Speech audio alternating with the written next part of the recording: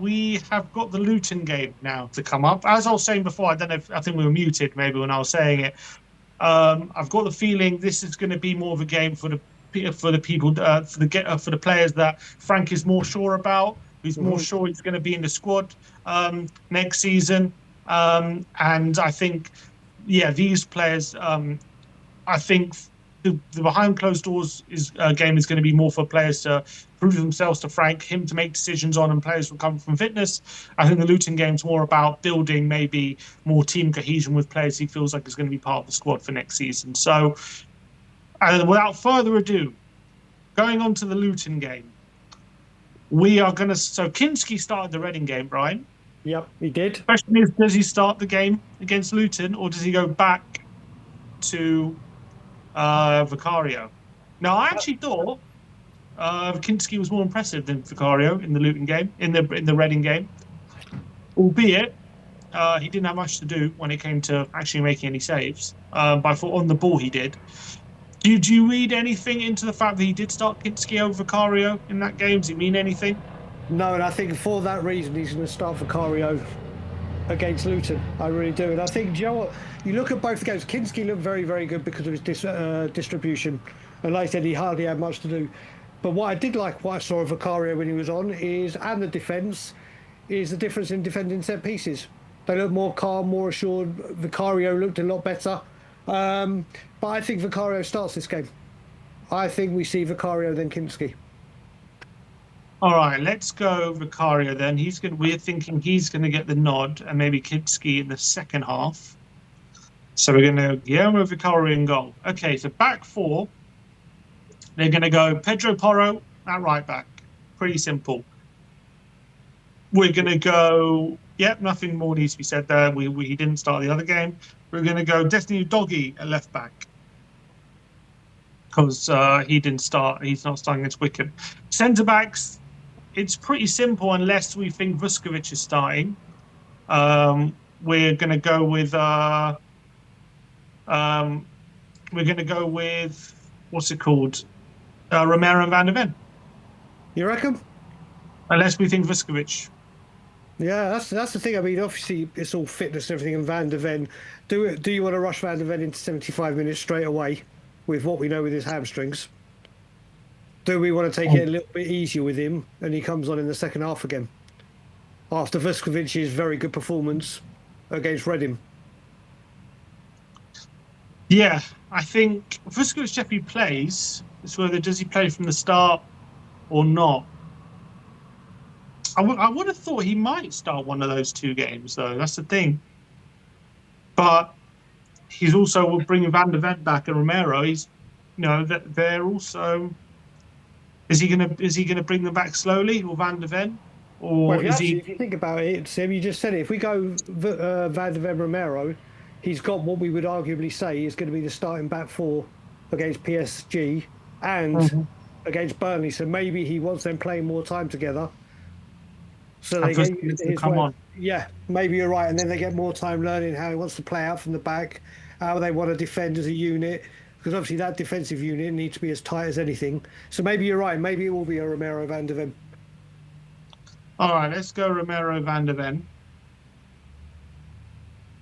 So, in midfield, we have Bentancur. Yep. I think probably a bit more defensive one. So he did start Sarr last time, but do we think maybe he'll go Bergvall this time, or do we think he'll stick with Sarr? That's a tough one. I mean, I had a little dream last night. It was a major dream that somehow against Wickham, Morgan Gibbs White runs out, signs his contract, gets on the coach, and then plays against Luton. Obviously, dreamland people. I think he might start Bergvall. Could he start Bergvall, Sarr, and Bentancur? Or do we think one of Devine or Donnelly will start in the 10? I think definitely Devine or Donnelly start in the 10, like he did basically for the Reading game. One of them two, I think, will be the number 10 for sure. Okay, so maybe that midfield three that you said will be It's a very, what would you say? It's a very balanced midfield. Benton, Corsar, Bergvall. Or do you I think think it could be that. I think maybe could he try Bergvall in the 10? Could he try it? But I do think as well, I think he's earmarked Bergvall for a double pivot role. So is there any point playing him there on the same time? well, He he's could got do to give though. these players minutes though, hasn't he? He's got to give the minutes somehow, and obviously they're all going to come on at some point. But maybe that is the midfield partnership that they go with. So what we're going Sar, we're going Bentancur, Sar, and Bergvall. I would put it in, but I don't know if we'd lock it in right now after we've done the front line, and then we can have a little ponder. Okay, so we're going to do that, and then we'll see. We'll think about it. Left wing, we're going to go with Sonny. I'm guessing who started the last one? Mikey Moore. Mikey started. Moore did, but I think maybe Mikey gets another run out. You reckon he gets another start? Yeah. Oh, and then Son coming on. Second half, yeah. All right, let's go Mikey Moore on the left. On the right, does he start Kudus or does he start Johnson? Let's go Kudus. Let's go Let's go Kudus. Mo. Let's go. I've got a feeling it's going to be Mo as well. But then again, looking at that, maybe not because, well, as you think if it's going to be Kudus, he's probably going to start Son. But I'll tell you why. Because the way we played against Reading, in the first half, Mikey Moore was more the tucked-in winger, and Johnson was the touchline winger. And in the second half, Kudus was the tucked-in winger, and Son was the touchline winger.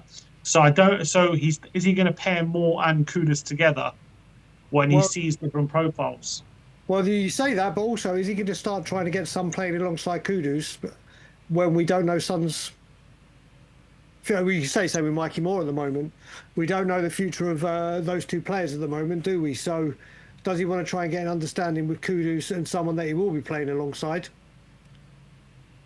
Or is he going to just use this for minutes and general overlook of people?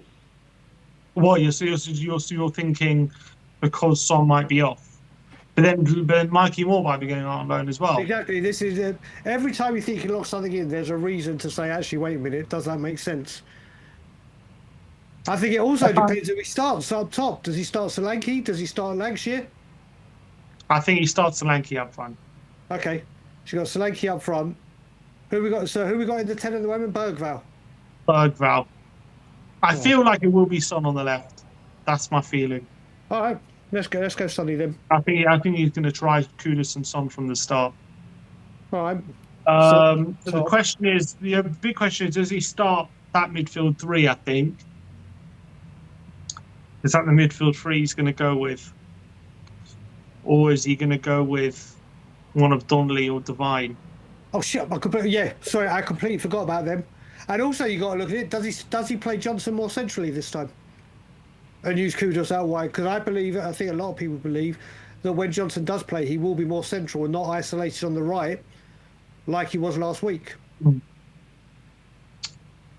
I